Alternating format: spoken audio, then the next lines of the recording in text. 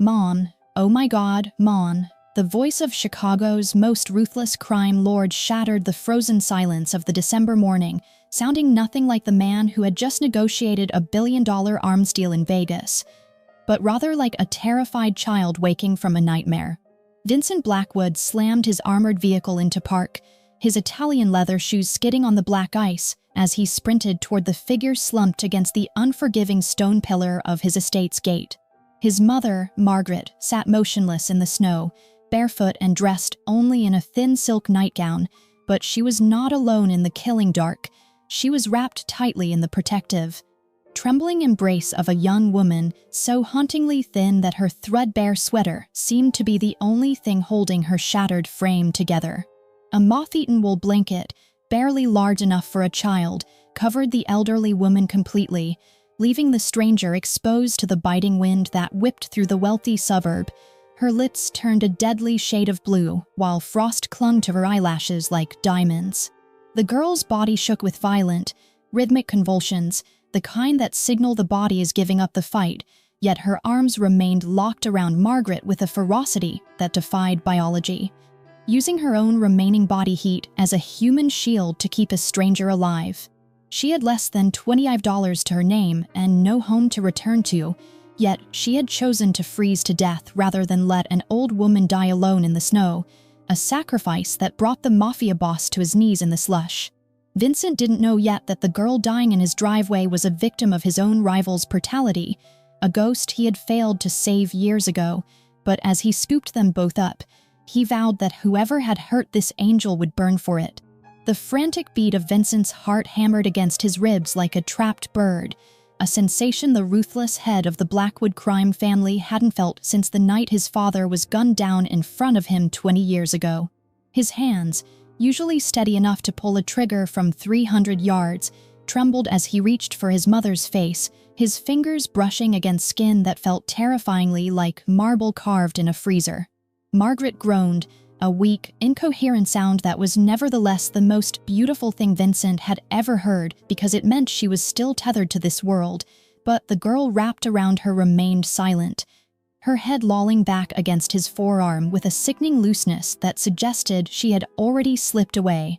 He needed to separate them to get his mother inside, yet the stranger's limbs were locked around Margaret in a frozen embrace so tight it required genuine force to pry them apart, as if even in unconsciousness.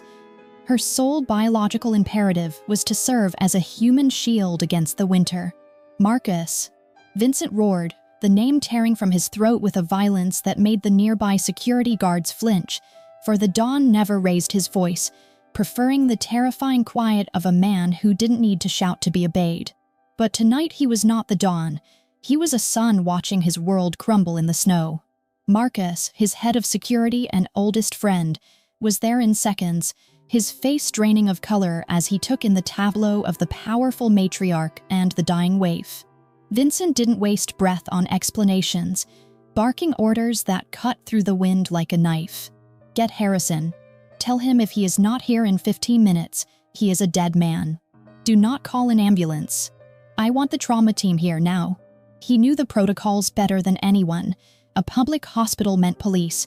Police meant questions about why the Blackwood matriarch was wandering in the snow, and questions meant weakness his enemies would exploit before the sun rose.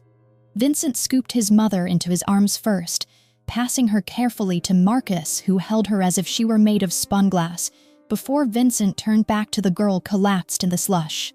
When he slid his arms beneath her to lift her, the lack of resistance made his stomach turn, for she felt less like a grown woman and more like a collection of hollow bird bones held together by sheer will and threadbare cotton. She weighed nothing, absolutely nothing, a terrifying lightness that spoke of missed meals and a life lived on the razor's edge of survival.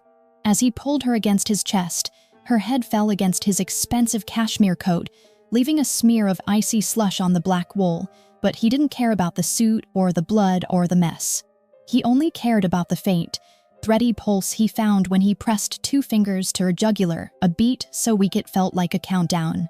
He kicked the front doors of the mansion open, carrying her into the foyer where the blast of central heating hit them like a physical wall. the sudden warmth causing the girl's skin to flush a mottled, unhealthy gray rather than pink. Patricia, the housekeeper who had been with the family since Vincent was a boy, came running from the kitchen wiping her hands on her apron, her gasp echoing off the high-vaulted ceilings when she saw the bodies. "Oh, sweet Jesus, Mrs. Blackwood," she cried, rushing to help Marcus lower Margaret onto the velvet chaise in the sitting room, but Vincent walked past them, laying the stranger on the rug near the fireplace, terrified that the sudden heat might send her heart into shock. He knelt beside her, his $1,000 trousers soaking up the melting snow from her clothes, and began to frantically rub her arms, trying to friction some life back into her frozen limbs. "Who is she?" Patricia asked, her voice trembling as she draped a thick duvet over Margaret, her eyes darting to the ragged figure on the floor. Vincent didn't answer immediately because he was staring at the object the girl had left behind in the snow, which Marcus had just brought inside. It was the blanket. In the harsh light of the chandelier, Vincent saw it for what it truly was. It wasn't one of the Blackwood's Egyptian cotton throws or a spare wool liner from the garage. It was a moth-eaten, coarse thing, riddled with holes and smelling of old lavender and despair. It was the kind of blanket a person owned when they owned nothing else, the singular barrier between a homeless life and the void. The realization hit Vincent with the force of a physical blow to the gut. This girl, whoever she was, hadn't just found his mother and called for help. She had taken the only thing she owned, the only source of warmth she possessed in a Chicago blizzard, and she had given it away. She had stripped herself of protection to save a woman who lived in a fortress of gold and stone. He looked down at her face, gaunt and pale, her lips still stained that terrifying violet, and felt a surge of irrational, violent protectiveness that scared him more than the cold. He had spent his life dealing with people who took, who schemed, who clawed for every scrap of power they could reach. He didn't know how to process a creature who gave until she was empty. "She is the reason my mother is breathing," Vincent said, his voice dropping to a low, dangerous rumble as he brushed a wet strand of hair from the girl's forehead, his gray eyes darkening with a vow that felt forged in iron. "And if she dies on this floor, I will burn this entire city to the ground to find out why she was out there alone." He looked up at Marcus, the lethal calm finally returning to settle over his panic, sharpening his focus into a weapon. "Where is Harrison?" "5 minutes out," Marcus replied, checking his watch, his hand hovering near his holster as if he could shoot the hypothermia away. Vincent turned back to the girl, his hand resting over her heart, feeling the erratic flutter beneath the thin fabric of her sweater. He didn't know her name. He didn't know where she came from. But as he watched her chest rise and fall in shallow, desperate hitches, Vincent Blackwood decided that whoever had left this angel to freeze in the dark had just made an enemy of the devil himself.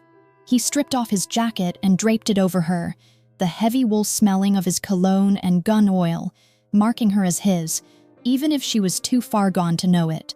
Dr. Harrison arrived with the grim efficiency of a man who had spent 20 years stitching up bullet holes in back rooms, yet the silence in the Blackwood Estate's makeshift medical wing felt heavier than the leaden sky outside. Vincent stood by the floor-to-ceiling window, watching the snow bury the tracks of his arrival, trying to scrub the image of the girl's blue lips from his mind, but the wet, tearing sound of surgical scissors shearing through wool pulled him back to the mahogany table that currently served as a triage bed. He had ordered the room cleared of everyone but Marcus and the doctor, needing to control the narrative before his enemies could sniff out weakness. Yet as he watched Harrison work, Vincent felt a rare and terrifying loss of control. The girl, this stranger who weighed less than a ghost, was the only reason his mother was currently sleeping in a warm bed upstairs instead of freezing in the morgue, a debt he didn't know how to quantify, let alone repay. "I need to get these wet layers off to assess core temperature and check for frostbite on the extremities," Harrison murmured, more to himself than the dawn. Peeling back the sodden remains of the threadbare sweater that had been the girl's only shield against a Chicago winter, Vincent turned just as the fabric fell away, expecting to see only the jutting ridges of malnutrition, the skeletal evidence of poverty he had seen 1,000 times on the streets of his city. What he saw instead made the air leave his lungs in a sharp, painful hiss, his hands clenching into fists so tight the leather of his gloves groaned under the strain. Her back was a ruin, a topographic map of agony that told a story of years, not days. Pale, waxy keloids crisscrossed her skin like a tangled spiderweb, the unmistakable signature of a whip wielded with precision, while interspersed among the lash marks were round, puckered burns the size of a cigar tip, branded into her flesh in patterns that looked ritualistic. It wasn't the chaotic violence of a street fight or the desperate injury of a fall. It was the calculated, surgical destruction of a human spirit. Vincent took an involuntary step forward, his gray eyes tracing the jagged lines that ran from her shoulder blades down to the curve of her spine, realizing with a sick lurch in his gut that there wasn't a single inch of unscarred skin left to mark who she had been before the pain. "Dear God," Harrison whispered, his professional detachment shattering as he traced a particularly deep groove near her wrist, the kind left by prolonged binding with rusted iron chains. "This isn't random assault, Vincent. These injuries are old, layered over one another like geological strata. The burns are healed, but the tissue damage is deep. Someone didn't just hurt her. They spent years breaking her, methodically, like you would break a wild horse." The doctor looked up, his eyes wide behind his spectacles, fear warring with disgust. "She has defensive wounds on her forearms that are years old. She fought back for a long time before she stopped." The library door creaked open, admitting Marcus, who held a tablet with a grimness that matched the doctor's horror. He didn't speak immediately, his eyes flickering from the scarred woman on the table to his boss, measuring the temperature of the room before delivering news that would set the world on fire. "We ran her prints through the shadow database," Marcus said, his voice low, sliding the tablet across the mahogany desk toward Vincent. "Her name is Scarlett Monroe. Or it was." Vincent looked at the screen, seeing a high school graduation photo of a vibrant, smiling girl who looked nothing like the broken angel in the other room, her eyes full of a hope that had been systematically flayed out of her. "She vanished 7 years ago," Marcus continued, tapping the screen to bring up a police file stamped with the word cold. "Dropped off the face of the earth. Police closed the case as a runaway, assumed she went to LA or New York. But we dug deeper. The modeling agency she applied to right before she disappeared? It wasn't an agency. It was a recruitment front." Marcus paused, swallowing hard, knowing the weight of the name he was about to speak. It was a pipeline for the Volov Bratva. The name hit Vincent like a physical blow to the chest. Volov. The Russians. The rivals he had maintained a cold, profitable peace with for a decade, ignoring their trafficking operations because it was business, because it didn't cross his territory lines, because he didn't care about what happened in the shadows he didn't own. He had looked away. He had let men like Dmitry Volov operate because it was convenient, because war was expensive, and in that silence, girls like Scarlett Monroe were turned into mats of hell. The guilt curdled into something hotter, something darker than he had ever felt, a molten rage that tasted like bile and copper. "I looked away," Vincent whispered. The realization horrified him more than the scars. "I let them work because it didn't touch me." He looked back at the woman, Scarlett, who was now hooked to IVs, warming slowly under thermal blankets, her breathing still as shallow, fragile rattle. She had saved his mother. She, who had been used and discarded by the very monsters he tolerated, had given her last shred of warmth to the woman who birthed him. It wasn't business anymore. "She is a ghost," Marcus said quietly. "The Volovs think she is dead. She escaped a warehouse raid 2 years ago, the one the feds botched. She has been on the streets ever since, hiding from them, freezing rather than going to a shelter where they might find her." Vincent turned his back on the window, his silhouette dark against the snowstorm outside. "Dr. Harrison, keep her alive. Use whatever you need. If she needs blood, you take mine. If she needs a specialist, you fly them in." He walked over to Scarlett, brushing a strand of damp hair from her forehead, his touch infinitely gentle despite the violence rushing through his veins. "It is not business anymore," he said to the room, his voice dropping to a register that made Marcus straighten his spine. "Find out who held the whip, Marcus. Find out every name, every safe house, every client who paid to touch her. I don't care if it starts a war with the Kremlin itself. I want them all dead." Consciousness returned to Scarlet not as a gentle tide, but as a violent lurch, dragging her from the black void into a world that felt dangerously soft.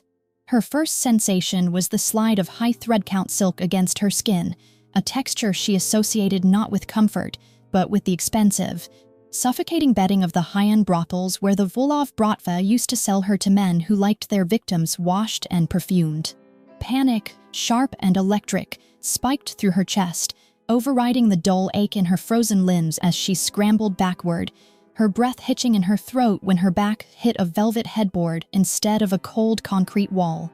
Above her, a crystal chandelier glittered like 100 unblinking eyes, and the room smelled of beeswax and fresh lilies, the scent of money, the scent of a cage felt to keep a bird singing until it died. She ripped the 4-needle from her arm, ignoring the bloom of blood that stained the pristine sheets, her survival instinct screaming that she had been taken out of the snow only to be put back into hell. She tried to stand, but her legs were traitorous things, wobbling like newborn colts under her weight, sending her crashing onto the thick Persian rug just as the heavy oak door swung open.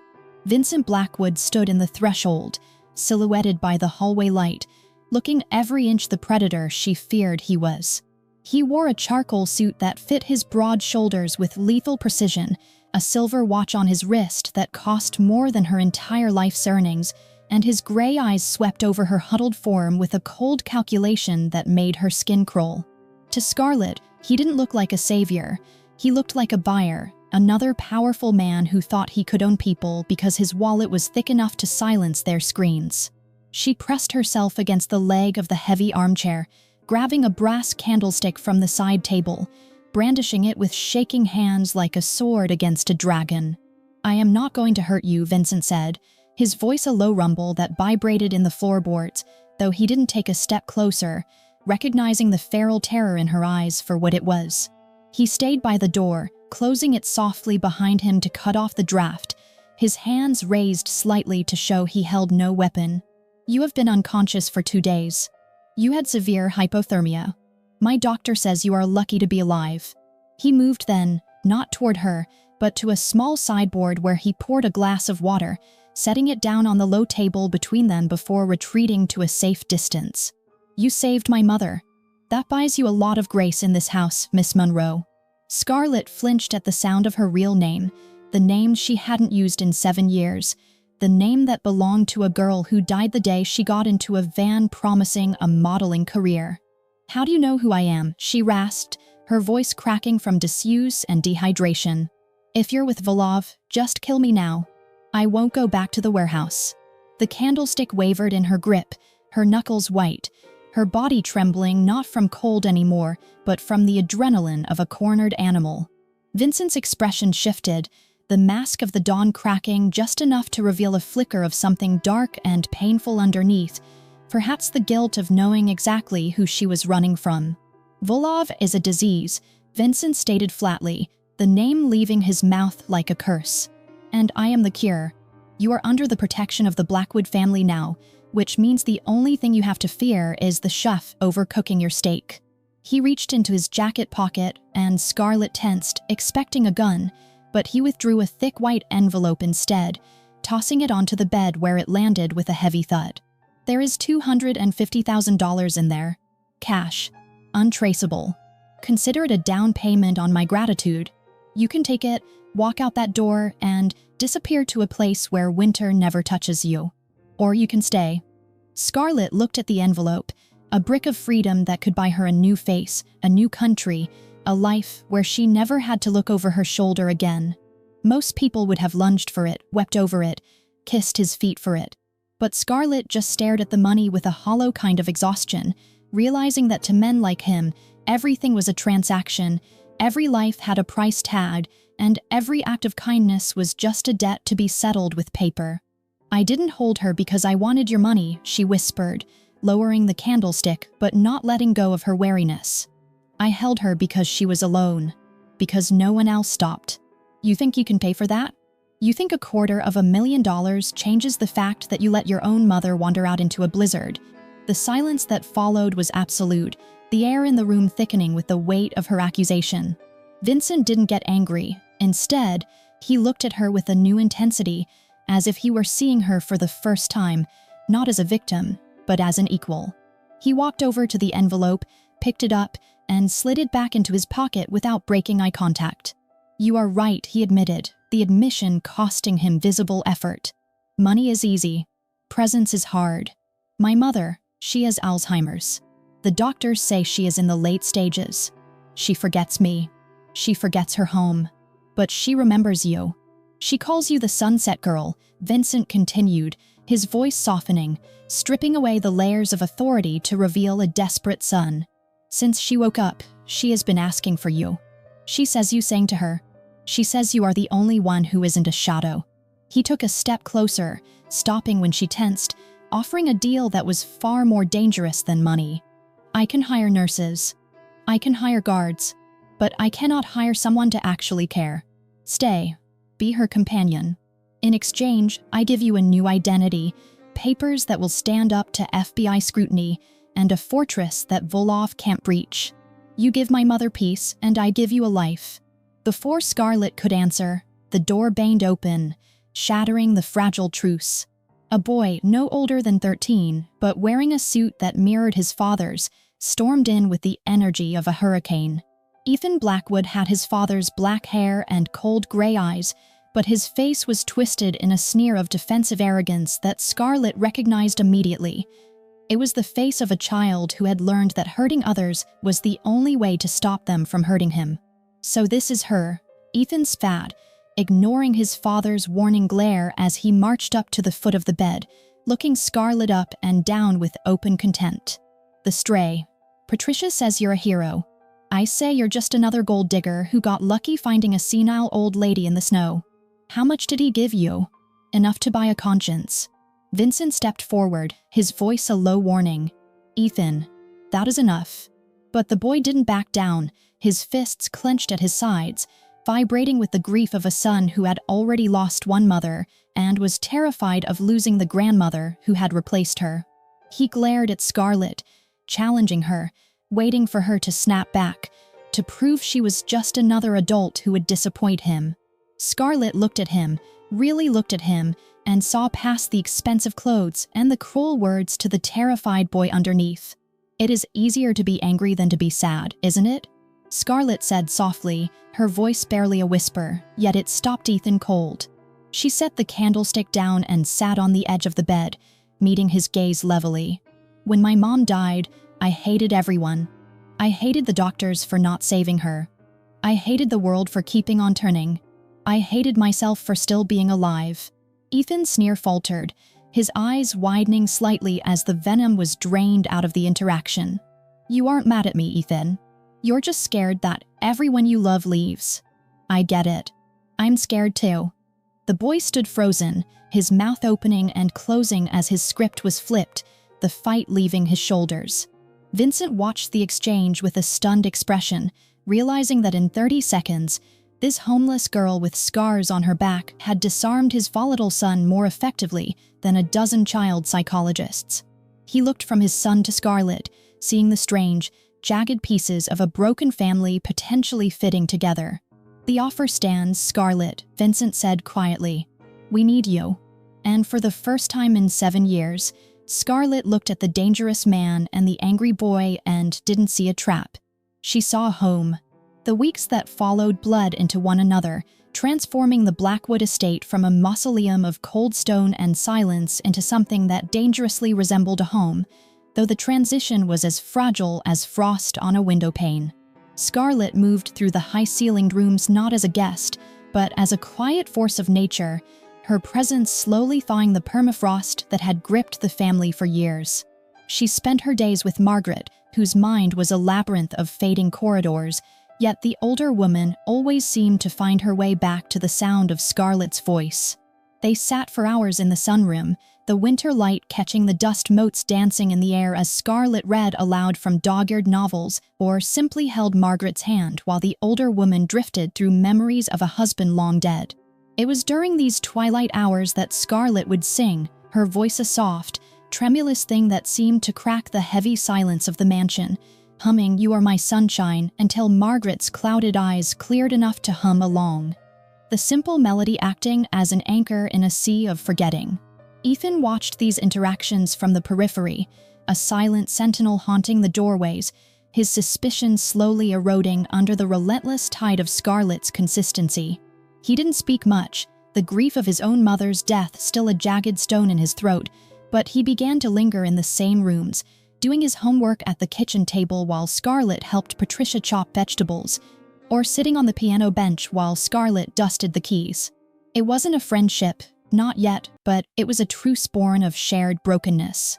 One evening, as the wind howled against the leaded glass, Ethan simply slid a book across the library table toward her, a copy of The Count of Monte Cristo, and when Scarlett looked up, startled, he muttered that she might like it because it was about someone who crawled out of hell to settle a score.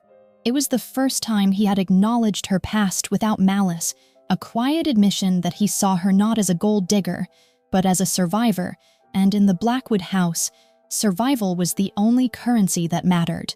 While Scarlett stitched the family back together with patience and song, Vincent was tearing the city apart with surgical brutality. The war against the Volov Bratva was not fought in the headlines, but in the shadows of shipping containers and the damp basements of safe houses, where Vincent shed the skin of the respectable businessman and became the monster the underworld feared. He didn't sleep, he hunted. Driven by the image of the map of scars on Scarlett's back, he dismantled Volov's operations piece by bloody piece, hijacking shipments, burning cash reserves, and interrogating lieutenants with a ferocity that terrified even Marcus. Vincent needed names, the name of the man who held the whip, the name of the man who heated the brand, the name of every soul who had looked at Scarlett Monroe and decided she was merchandise. He worked with a cold, terrifying detachment, returning to the estate in the small hours of the morning smelling of gasoline and copper, stripping off his sins in the mudroom before daring to walk the same halls where Scarlett slept. It was on one such night, with the clock nearing 3 in the morning, that the two worlds finally collided in the dim light of the kitchen. Vincent had just returned from a particularly gruesome session with a Volov enforcer, his body humming with adrenaline and exhaustion, his knuckles bruised and raw. He had poured himself a glass of scotch, his hand shaking slightly, when he turned and found Scarlett standing in the doorway, wrapped in a thick robe, her feet bare on the cold marble. She didn't gasp or recoil, though he knew he must look like a nightmare, his eyes hollow, his stance radiating violence, and a stark smear of crimson blood drying on the pristine white cuff of his dress shirt. He instinctively tried to hide the stain, turning his wrist away, shame flaring hot and bright in his chest for bringing the filth of his world into her sanctuary. "Go back to bed, Scarlett," Vincent rasped, the command lacking its usual bite, sounding more like a plea. "You shouldn't be seeing this. You shouldn't be seeing me like this." He waited for the fear, for the flinch he had seen in her eyes that first day, the look that said he was just another monster in a suit. But Scarlett didn't move to leave. Instead, she walked toward him, her steps silent and steady, closing the distance until she stood directly in front of him. She reached out, not to push him away, but to take his hand, the one that had held a knife an hour ago, and turned his wrist over, inspecting the blood on his cuff with a calm that unnerved him. "Is it yours?" she asked, her voice devoid of judgment, her thumb brushing over the bruised skin of his knuckles. When Vincent shook his head, a mute denial lodged in his throat, she didn't pull away in disgust. "Then I'm glad," she whispered, looking up to meet his gaze, her amber eyes clear and fierce in the semi-darkness. "Because if it's not yours, it means you're winning. It means the monsters are scared." Vincent stared at her, the glass of scotch forgotten on the counter, his heart hammering a frantic rhythm against his ribs. He had expected her to be horrified by his violence, but he had forgotten that she was a creature forged in the same fire. She understood that in a world of wolves, only a bigger wolf could keep the land safe. "I am not a good man, Scarlett," he confessed, the words tearing out of him, a warning he felt obligated to give. "I am destroying them. I am doing things that would make you sick, and I am doing them because I cannot stand the thought of anyone else ever touching you." "I don't need a good man, Vincent," Scarlett replied, stepping closer until the warmth of her body radiated against his chill, her hand moving up to rest over his heart, accepting the darkness he carried because she knew it was the only thing standing between her and the abyss. "I had good men walk past me on the street for 7 years while I froze. I don't need good. I need safe. And when I look at you, I don't see a monster. I see the wall that keeps the monsters out." In that moment, the distance between them collapsed. Vincent looked at the woman who had saved his mother and realized she had somehow managed to save him too, pulling him back from the edge of his own brutality with nothing but acceptance. He felt a terrifying shift in his chest, the final crumbling of the fortress he had built around his heart since his wife died. He wasn't just protecting an asset or repaying a debt anymore. He was falling in love with the only person who had ever seen his blood-stained hands and chosen to hold them anyway. He leaned down, resting his forehead against hers, closing his eyes as he breathed in the scent of her, soap and lavender and life, and for the first time in years, the silence in his head wasn't heavy. It was peaceful. The warehouse on the industrial south side didn't just burn, it screamed, the flames licking at the night sky like the tons of hungry devils feasting on the sins of the men inside. Vincent stood by his armored SUV, the heat of the inferno pressing against his face, watching as his men ushered 12 terrified girls into the waiting bands, their huddled forms wrapped in thermal blankets indistinguishable from the way Scarlett had looked that first night in the snow. This was the heart of the Volov operation, the processing center where humanity was stripped away and price tags were affixed to skin, and Vincent had ordered it leveled with a scorched earth policy that left no room for negotiation. He hadn't just come for territory, he had come for blood, stepping over the bodies of guards to find the underboss, a man named Sergei who had laughed when Vincent asked if he remembered a girl with scars on her back. Sergei wasn't laughing anymore, his life ending with the cold realization that the Chicago outfit was no longer looking the other way, and as Vincent wiped his blade on a silk handkerchief, he whispered to the smoke that the debt was finally paid. But victory in the underworld is a perishable commodity, rotting faster than fruit in the sun. Vincent returned to the estate just as dawn was breaking, the adrenaline of the kill fading into a weary vigilance, only to find Marcus waiting for him in the library with a grimness that stopped the dawn cold. There was no celebratory drink, no debriefing of the successful raid. Instead, there was a manila envelope sitting on the mahogany desk, innocent in appearance, but radiating a malice that seemed to darken the room. "A courier dropped it at the gate 10 minutes ago," Marcus said, his voice tight. He was a junkie, paid $20 by a man in a gray sedan. "We missed the tail, Vincent. We were so focused on burning down their house that we didn't notice they were already standing in ours." Vincent ripped the envelope open, his hands steady despite the dread pulling in his stomach. Photographs spilled out onto the desk, glossy high-resolution images that made the air leave his lungs. They weren't surveillance shots from a distance, they were intimate violations. Scarlett sitting in the garden reading to his mother, her head thrown back in laughter. Scarlett tucking a stray lock of hair behind her ear as she walked toward the greenhouse. Scarlett standing on the balcony of his bedroom, looking out at the moon. They had been watching her. For days, perhaps weeks, the remnants of the Volov clan had been documenting her life inside the supposed safety of the Blackwood fortress, waiting for the perfect moment to strike. A single note accompanied the photos, the handwriting jagged and hurried. "The ghost is real. Give her back, or the house burns with everyone inside." The illusion of safety shattered like glass. Vincent moved instantly, sweeping the photos into a drawer and locking it, his mind shifting from predator to protector in a heartbeat. He found Scarlett in the kitchen, making tea, the morning light catching the simple gold band he had given her, not a wedding ring, but a promise of protection that now felt like a lie. "Pack a bag," he ordered, the harshness of his tone masking the terror in his heart as he grabbed her arm, perhaps too tightly. "Marcus has a plane waiting at O'Hare. I am sending you to the safe house in the Cayman Islands. You leave in 20 minutes. He couldn't look at her, couldn't bear the confusion in her eyes, because looking at her meant acknowledging that he had failed to keep the one promise that mattered. Scarlett pulled her arm free, setting the kettle down with a deliberate clatter that echoed in the silent kitchen. She didn't ask why.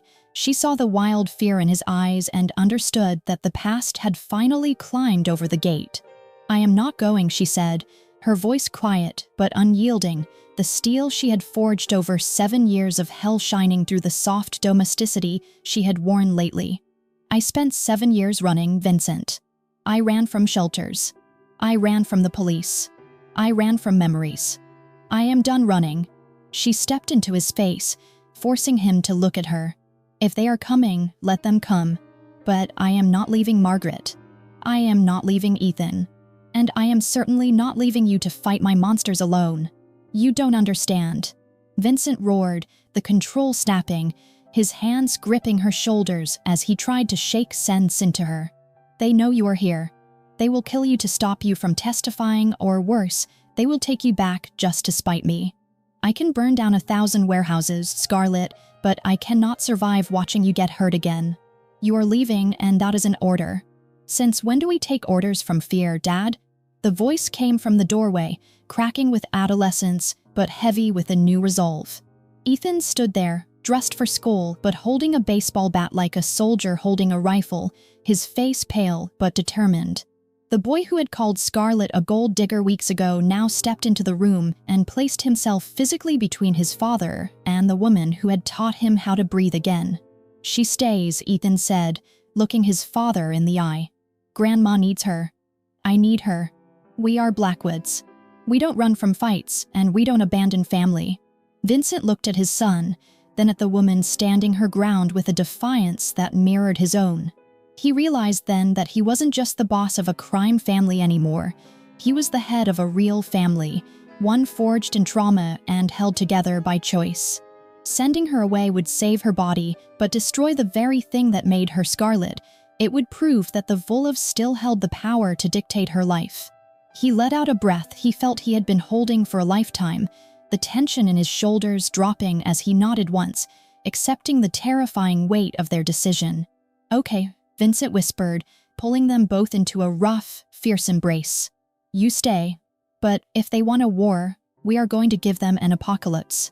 The decoy was perfect, an orchestrated symphony of chaos at the docks involving a burning shipping container and a rumored breach of the family's armory, meticulously designed to pull the wolf away from his den. Vincent didn't want to leave, his hand lingering on the small of Scarlett's back in the foyer for a second too long, his gray eyes scanning the perimeter with a paranoia that had kept him alive for 30 years. But the threat to his supply chain was existential and required the Dawn's physical presence. He kissed her, a hard, desperate press of lips that tasted of foreboding, before vanishing into the night with Marcus and the bulk of his security detail, leaving the estate wrapped in a silence that felt heavy, pregnant with the kind of violence that doesn't knock before entering. Scarlett watched his taillights fade, the unease in her gut twisting like a wet rag, for she knew the smell of a trap better than anyone in that house. She had lived in one for 7 years.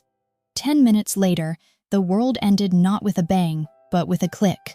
The hum of the refrigerator, the distant whir of the furnace, the ambient vibration of electricity running through the walls, it all died in a single heartbeat, plunging the mansion into a suffocating, absolute darkness that no storm outage could replicate.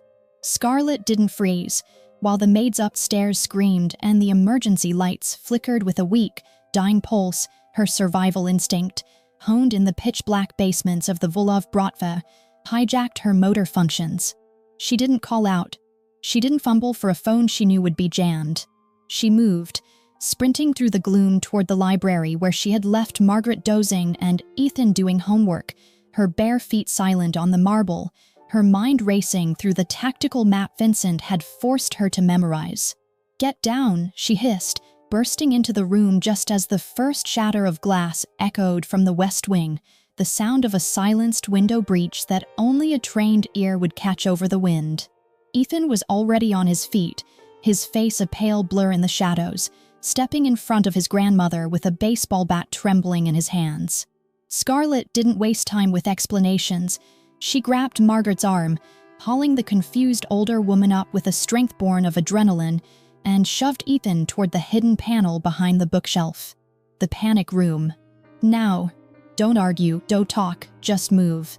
They scrambled into the narrow corridor behind the false wall, the air stale and cold, stumbling down the metal stairs toward the steel sanctuary buried beneath the foundation. But as they reached the heavy blast door, Scarlet stopped, her hand hovering over the keypad as a terrifying realization froze her blood. The Wolves weren't street thugs kicking down doors. They were mercenaries, ghosts like her, and ghosts use thermal optics to hunt in the dark. If she locked herself in that steel box with them, the heat signature of 3 people huddled together would glow like a beacon against the cold concrete, telling the killers exactly where to cut. The panic room was a tomb if the enemy knew where to dig, and they wouldn't stop digging until they found the witness. Go inside, Scarlet ordered, shoving Margaret and Ethan past the threshold, her voice cracking as she punched the code to arm the door, but she didn't step in. Scarlet, no. Ethan screamed, lunging for her, realizing her plan a second too late. He clawed at her sweater, his fingers brushing the fabric as she slammed the heavy steel door shut, severing the connection between them. She punched the lock sequence from the outside, sealing them in, and listened to the muffled thud of the boy's fists against the metal, a sound that broke her heart even as it steeled her resolve. She was the target. If she wasn't in the box, the mercenaries would keep searching. If she made herself loud, bright, and obvious, they would follow the bait away from the family. She turned and ran back up the stairs, grabbing a heavy brass flashlight from the emergency kit, and sprinted into the main foyer, switching the beam on and sweeping it across the darkness like a lighthouse calling ships to crash against the rocks. "I'm here," she screamed, her voice tearing through the cavernous house, echoing off the vaulted ceilings as she stood center stage on the grand staircase, illuminated and defenseless. "Come and get me, you cowards." The response was instant. Shadows detached themselves from the walls, 6 men in tactical gear moving with fluid, lethal grace, their night vision goggles glowing green in the dark. They didn't shoot. They had orders to retrieve the asset, not destroy it.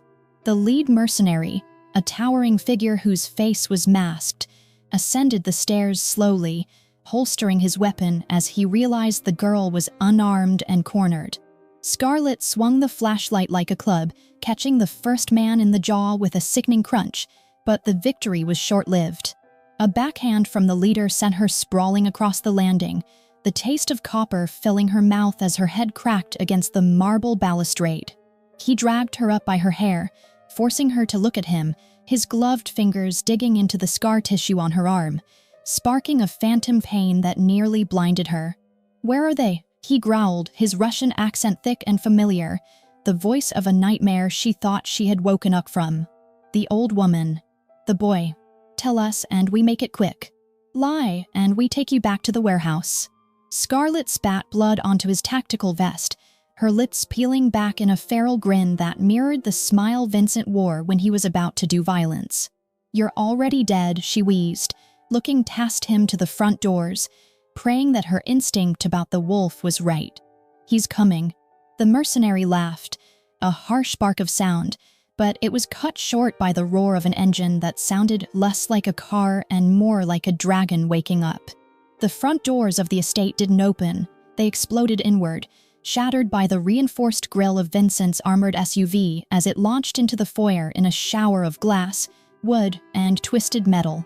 The vehicle skidded across the marble, drifting sideways to crush 2 of the mercenaries against the wall before the wheels even stopped spinning. Vincent emerged from the driver's side before the dust settled, moving with a fluidity that was terrifying to behold, a gun in each hand, his face a mask of pure, concentrated death. He didn't speak. He didn't bargain. He simply executed. 2 shots dropped the man reaching for a rifle on the balcony. A 3rd shot took out the knee of the mercenary holding Scarlet, and as the man crumpled, Vincent closed the distance, discarding his empty firearm to grab the Russian by the throat. It wasn't a fight, it was a massacre. Vincent broke the man's neck with a wet snap that echoed in the sudden silence, tossing the body aside as if it were trash, his chest heaving, his gray eyes wild and searching until they landed on the broken figure slumped against the stairs. "Scarlet," he choked out, dropping to his knees beside her, his hands hovering over her bruised face, afraid to touch her, afraid he was too late.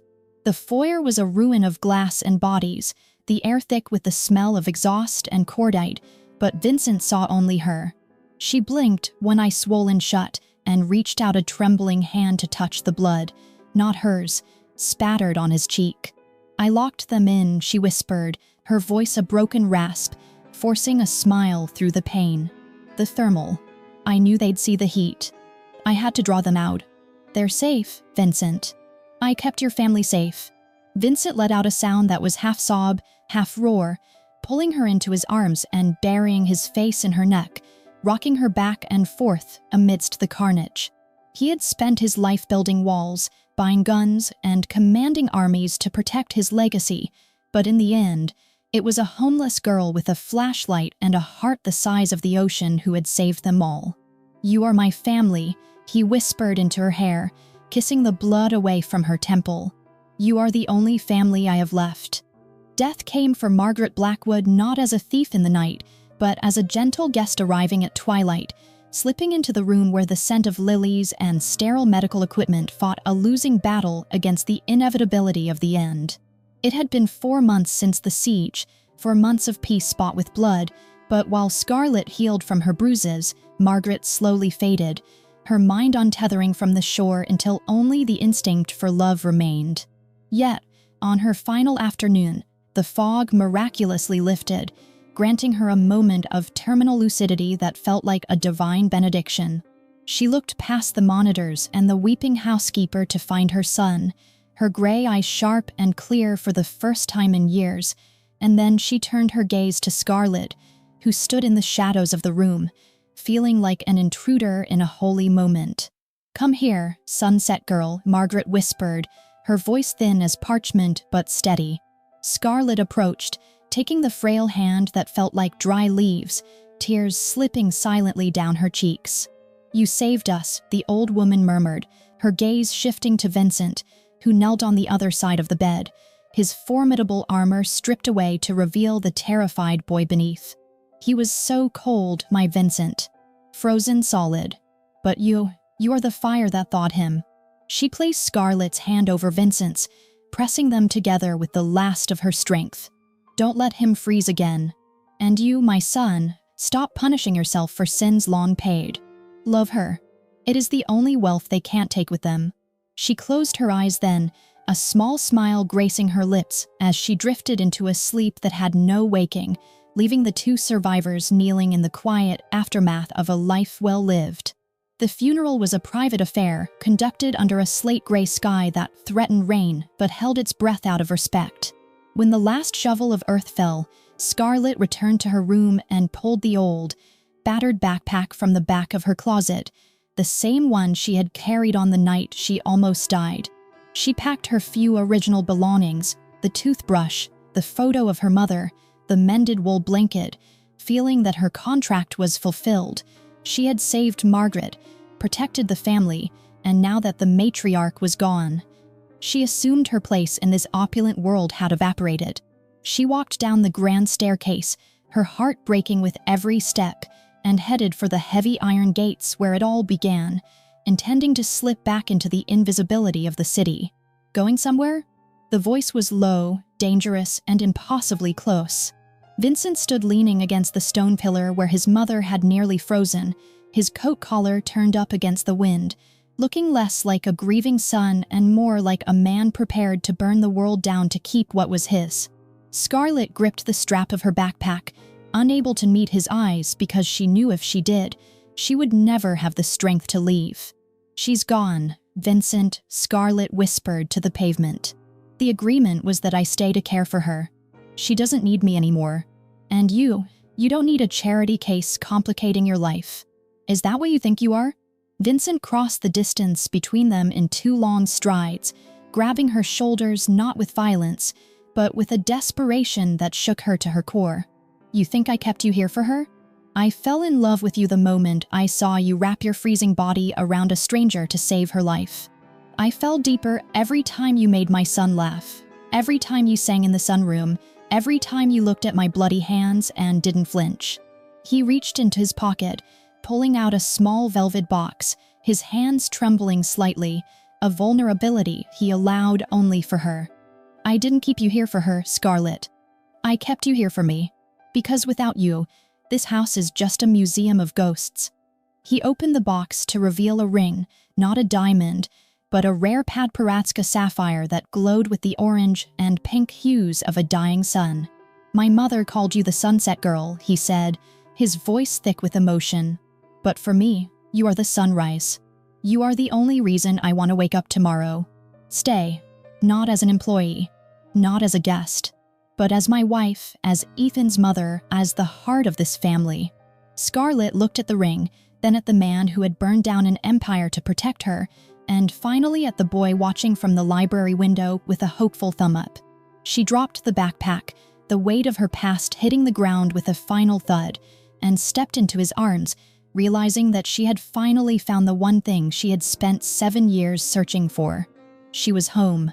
5 years later, the ribbon cutting for the Margaret Blackwood Foundation drew the elite of Chicago, but the cameras were focused on the woman in the center of the stage. Scarlett Blackwood, now a formidable force in her own right, stood at the podium, her voice ringing out clear and strong as she announced the opening of a new shelter for trafficking survivors. In the front row, Vincent sat with a little girl on his lap, Margaret Rose, 3 years old and possessing her father's gray eyes and her mother's fearless smile. Beside him, Ethan, now 18 and heading to pre-law, adjusted his tie with a pride that had nothing to do with money. They were a family forged in fire, bound not just by blood, but by the choice to stand together when the world tried to tear them apart. As Scarlett finished her speech, looking down at the husband who worshipped her and the children who adored her, she realized that the cold December night had been a gift in disguise. It taught her, and perhaps it teaches us, that rock bottom is sometimes the solid foundation upon which we build our greatest happiness. It reminds us that family isn't always who you are born with. Sometimes it is the people who find you in the snow and refuse to let go. We often think we need to be perfect to be loved, or that our past scars make us unworthy of a beautiful future, but Scarlett's journey proves that our broken pieces are exactly what allow the light to shine through. What about you? Have you ever felt like you were giving everything you had and receiving nothing in return, only to find that the universe was preparing you for something greater? Or have you, like Vincent, learned that true strength isn't about how hard you can hit, but how fiercely you can love? We would love to hear your story in the comments below, because here at Sunni Romance, we believe that every heart has a story worth telling. If this tale of the Mafia boss and the homeless savior touched your soul, please like this video and subscribe to our channel. Share it with someone who needs a reminder that even in the coldest winter, a sunset is waiting just around the corner. Until next time, keep your heart open, stay brave, and remember that you are worthy of a love that feels like coming home.